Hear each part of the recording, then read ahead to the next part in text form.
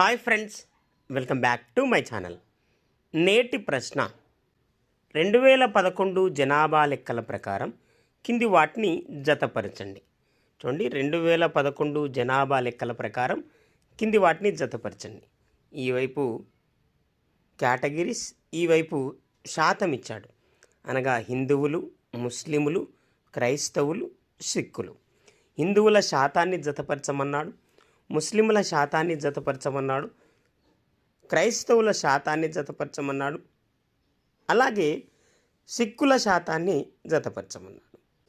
మనందరికీ తెలుసు, హిందువులు 79.8% మంది ఉన్నారు. హిందువులు 79.8% మంది ఉన్నారు.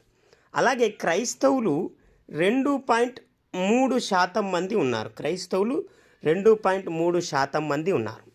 దీన్ని బట్టి చూస్తే ఒకటి ఏకు జతపరచబడి ఉండాలి, 3Cకి జతపరచబడి ఉండాలి, 1A 3C ఉండాలి.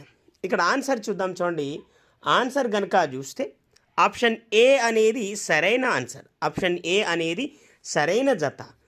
Please like, share and subscribe to my channel. Thank you very much guys.